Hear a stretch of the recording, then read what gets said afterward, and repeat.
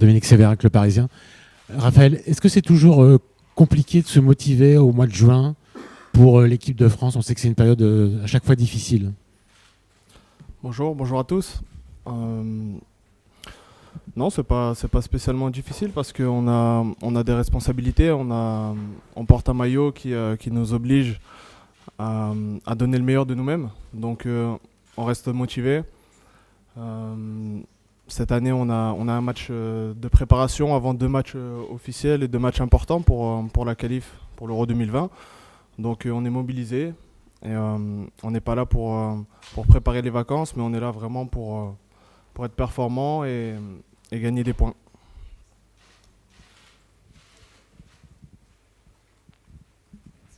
Oui, bonjour, Jérémy Talbot de l'AFP. Votre dernier match remonte à 15 jours, si je ne me trompe pas. Dans quel état physique vous vous trouvez? Est-ce que ça a été difficile de se remettre au niveau en début de semaine, début de rassemblement? Ouais, c'est vrai qu'on a eu un peu de repos après le dernier match en club. Physiquement, on a bien travaillé sur les premières séances ici, en équipe de France. Donc le prochain match, le match de demain, ça sera un match aussi pour se roder physiquement. On n'est pas tous au même niveau dans le groupe de ce point de vue-là. Donc voilà, ça va permettre de retrouver des repères et des sensations sur le terrain.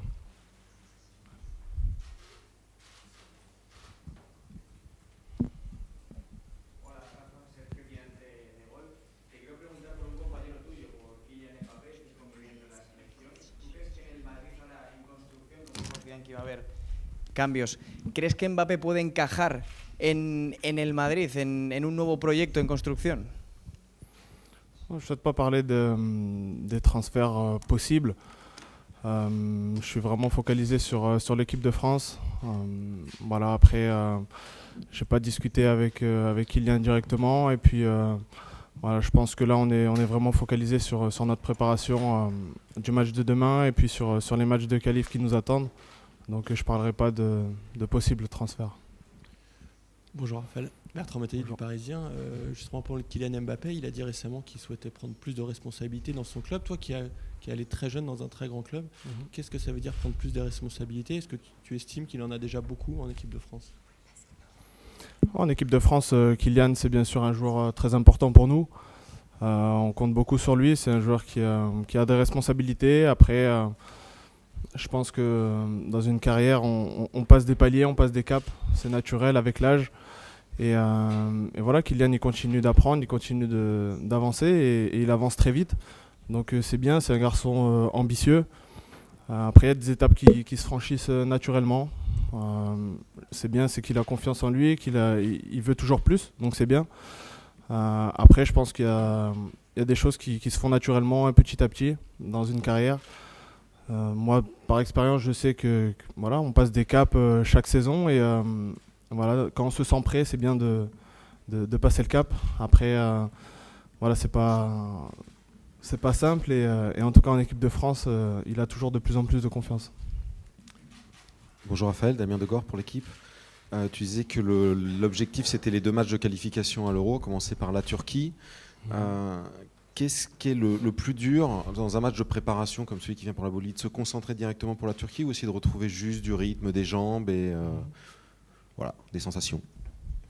Je pense que le plus difficile c'est les sensations au niveau physique parce que bon, pour pas mal de joueurs il y a eu une coupure. Donc c'est surtout ça. Après on arrive aussi en fin de saison où les organismes ont beaucoup donné pendant de longs mois. Donc c'est un dosage entre remettre un petit coup de fouet au niveau physique et aussi savoir se reposer. Donc les matchs de préparation, c'est bien pour retrouver le rythme. Et c'est bien d'avoir ce match-là avant les 2 matchs de qualif. Oui, Jérémy Talbot de l'AFP à nouveau. Parmi les 3 nouveaux en équipe de France, il y a Clément Langlais que vous avez côtoyé à l'entraînement cette semaine à Clairefontaine. Comment s'est fait son intégration? Qu'est-ce que vous pouvez nous dire de votre sentiment vis-à-vis de ce joueur, tant dans les performances à l'entraînement que dans la vie de groupe également? Merci. Moi, Clément, sur les premiers entraînements, je l'ai vu à l'aise sur le terrain. C'est un joueur qui est un très bon relanceur, qui est à l'aise avec le ballon. Il a une carrière où il passe des caps et il progresse de saison en saison. Donc il a une progression assez linéaire. Il continue à apprendre. Il a engrangé beaucoup d'expérience cette saison à Barcelone. Donc c'est un joueur qui a un très bon potentiel. Et ça amène de la concurrence en équipe de France. Donc à chaque fois, plus il y a de concurrence, mieux c'est pour le groupe. Donc c'est très bien et c'est un renfort pour l'équipe de France. Bonjour Raphaël, ce soir finale de la Ligue des Champions. Est-ce que ça vous fait pas un peu bizarre de ne pas être sur le terrain 3 Ligues des Champions successives, vous avez presque entre guillemets banalisé l'incroyable qui est de remporter cette compétition européenne. Comment vous allez vivre cette finale ce soir? Déjà merci parce que j'aime bien la question.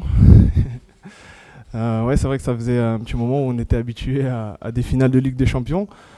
Voilà, là on va regarder devant la télé. Je me suis fait un peu charrier aussi par Guy Stéphane qui me disait voilà, tu vas découvrir ce que c'est un début de stage au mois de juin parce que ça c'est un petit moment que j'étais pas venu, donc voilà, moi ça me fait plaisir, je le prends avec le sourire et voilà, on verra un très beau match, ça c'est sûr. Ça a été une année incroyable en Ligue des Champions avec des retournements de situation et des matchs assez fous, donc j'espère qu'on verra un très beau spectacle ce soir. Il y a 2 ans, effectivement, tu étais en finale de la Ligue des Champions. Tu n'étais pas à Rennes quand l'équipe de France a joué contre le Paraguay, avant d'aller en Suède.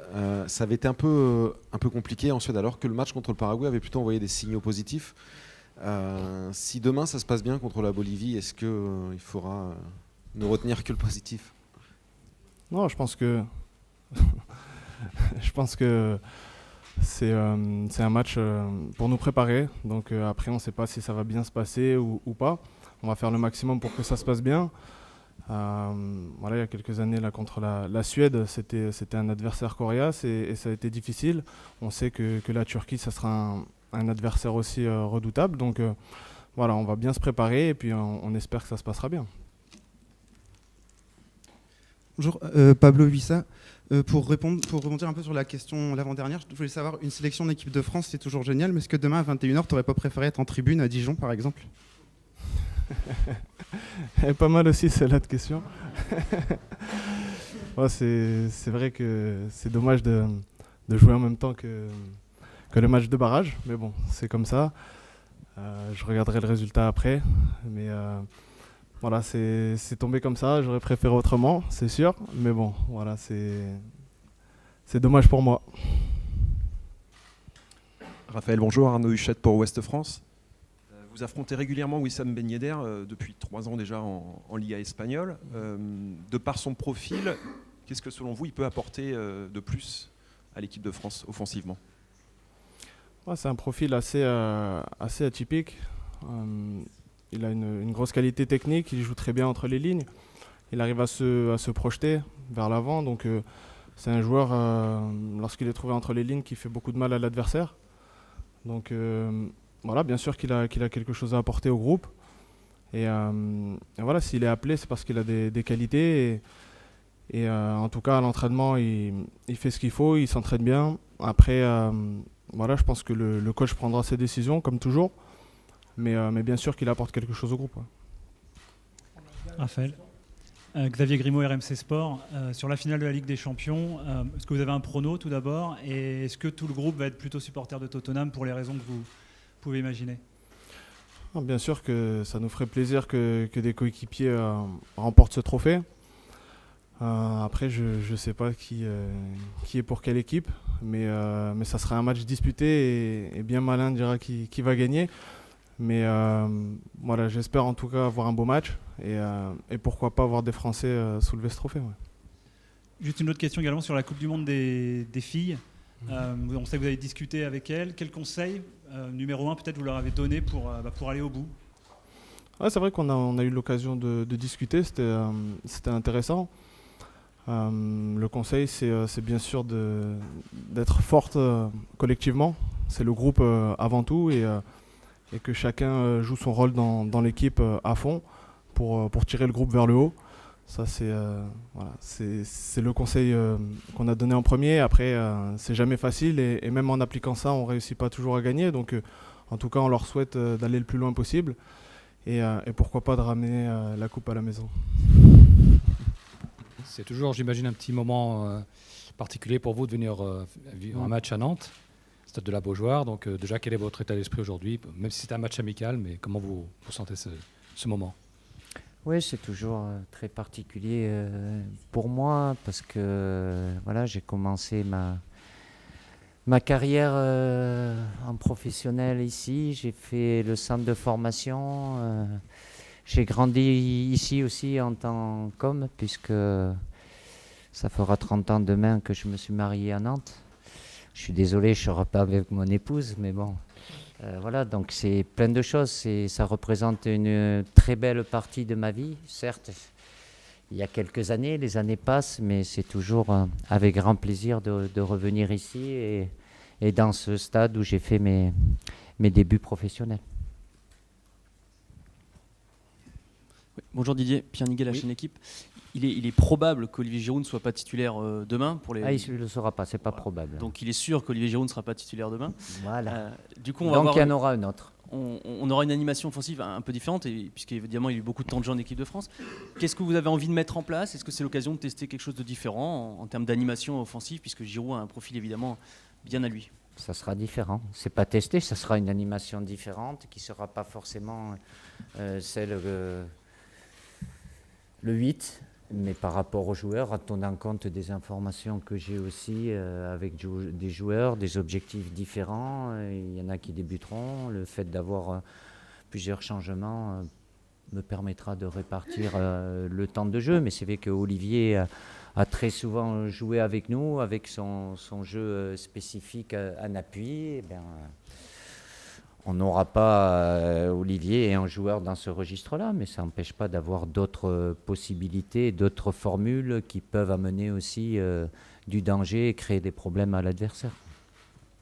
Bonjour Didier, Xavier Giraudon, InfoSport Plus, Oui. Canal+. Un petit mot sur Wissam Ben Yedder, on le revoit, l'équipe de France.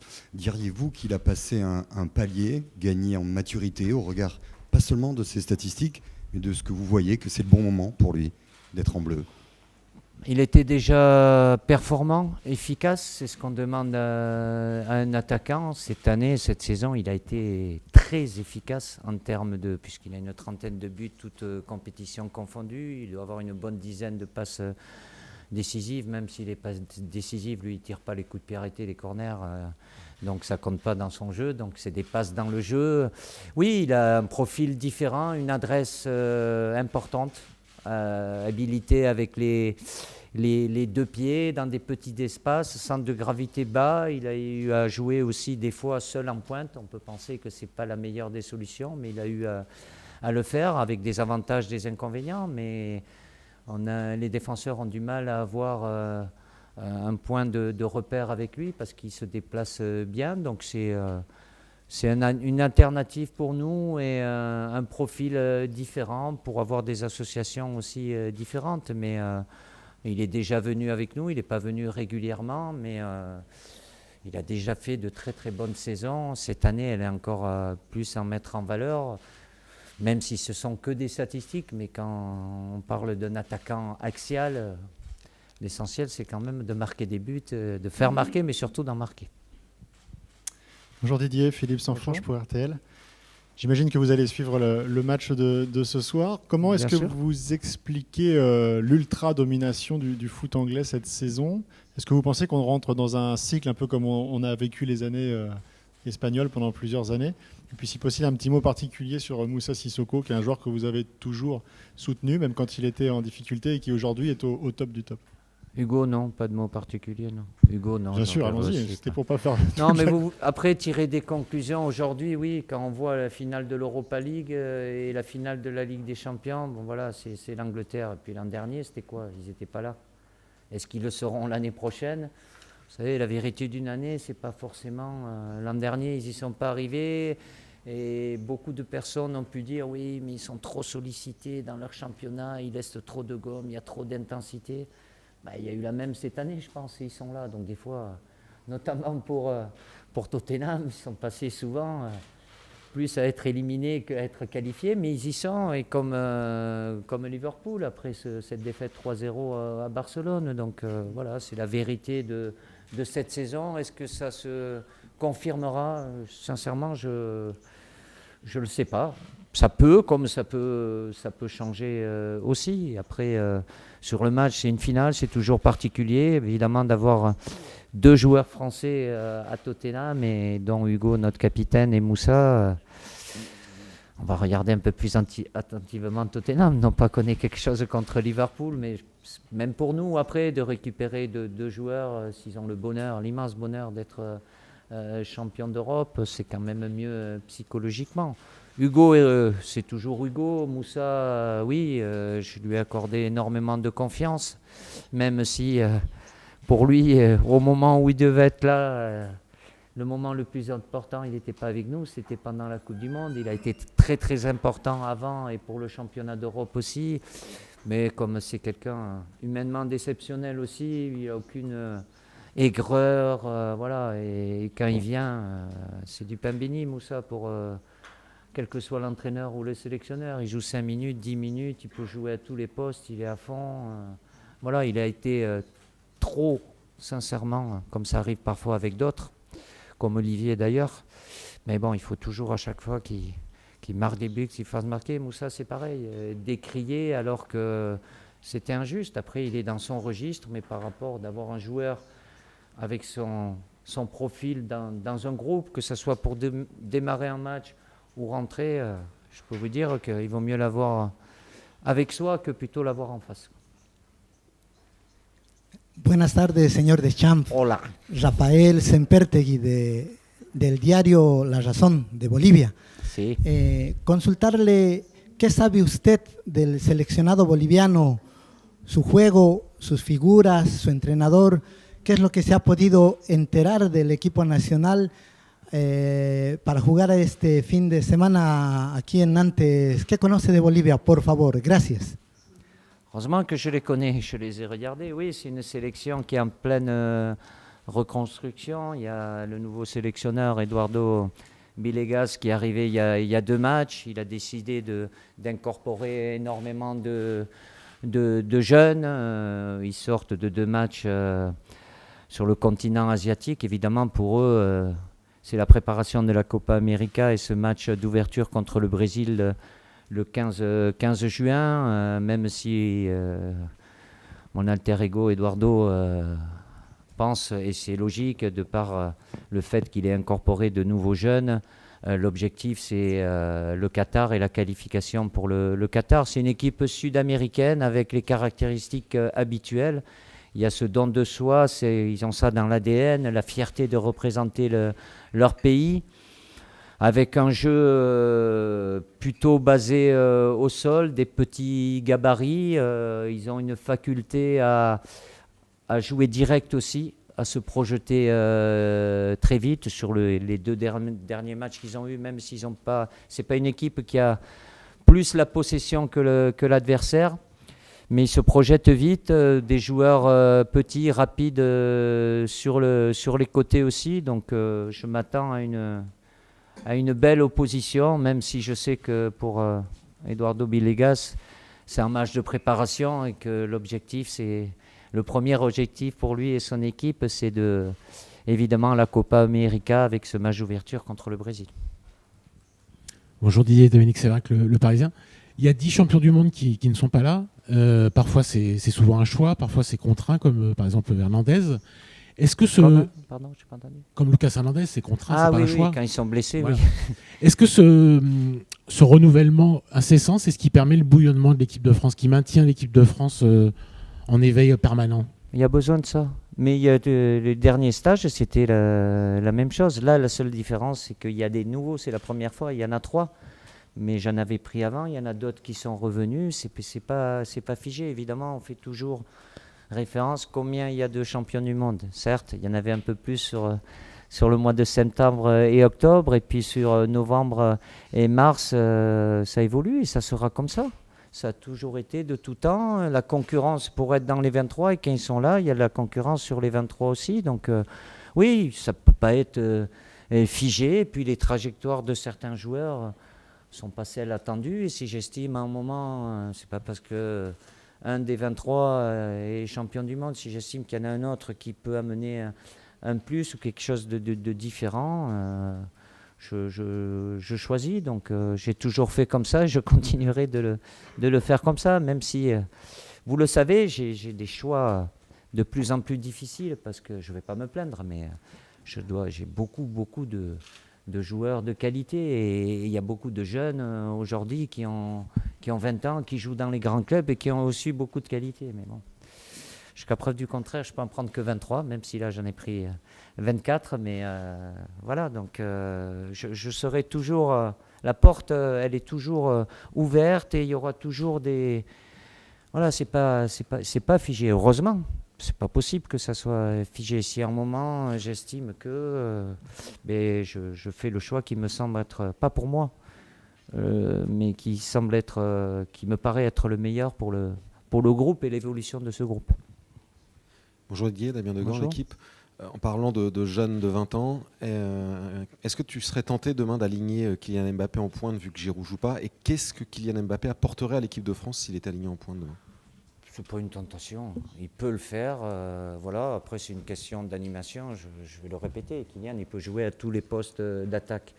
Lorsqu'il joue dans l'axe, ça dépend s'il joue seul ou à deux, mais il n'a pas le profil d'Olivier Giroud, donc évidemment c'est quelqu'un qui est beaucoup plus dans la percussion, la profondeur, la vitesse. Il se retrouve dans des situations qui ne sont pas les mêmes lorsqu'il peut évoluer sur un côté, où il a plutôt tendance dans l'axe par moment à être de haut jeu, mais évidemment après, même s'il a un jeu de tête qui est correct, c'est pas Olivier Giroud, donc tout ce qui est centre en ayant Kylian, voilà, c'est des associations différentes, mais voilà, c'est une palette différente, une option différente. J'exclus rien, que ce soit pour demain ou dans 8 jours, voilà.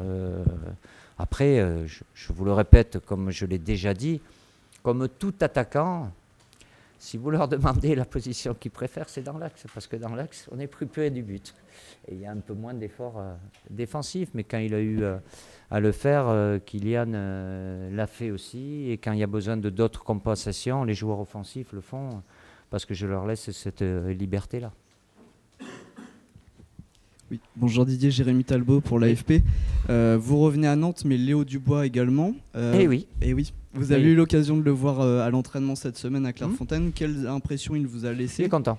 Il est très heureux. Et est-ce que il aurait éventuellement une chance d'apparaître dans le 11 de départ demain?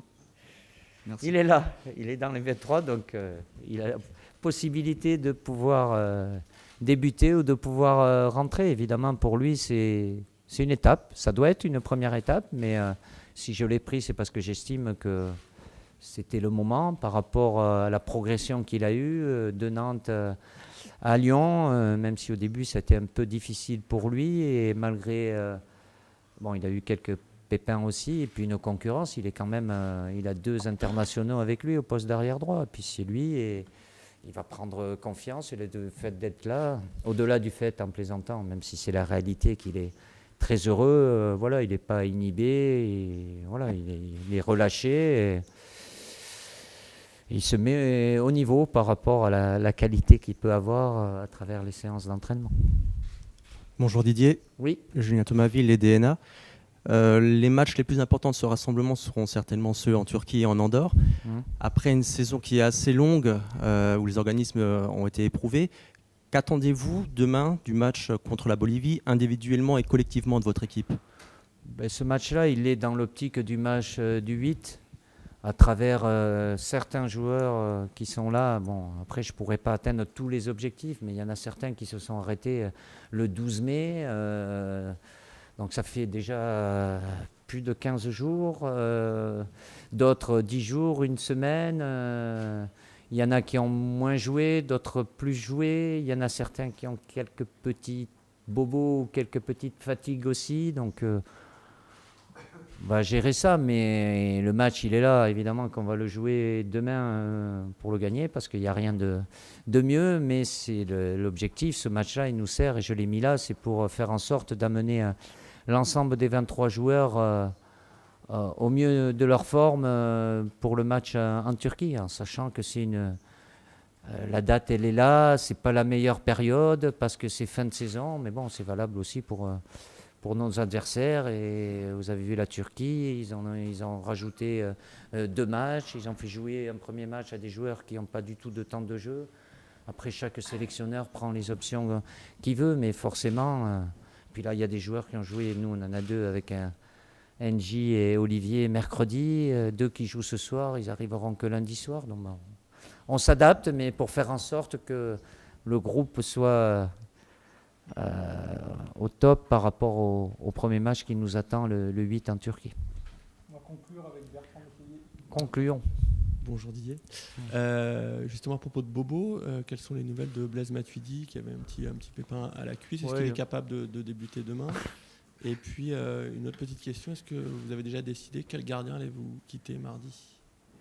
Alors, je vais répondre dans la première. Oui, Blaise avait un petit souci, il avait un hématome à la cuisse, donc il a fait un travail adapté, ça se passe bien, il devrait faire la séance normale aujourd'hui et être disponible pour demain.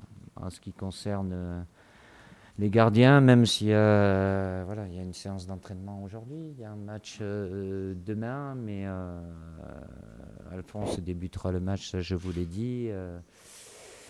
Mike Maignan sera le numéro 2 et Lecomte sera le numéro 3. Donc c'est Benjamin qui nous quittera lundi lorsque Hugo nous rejoindra et nous quittera après la séance d'entraînement le lundi après-midi.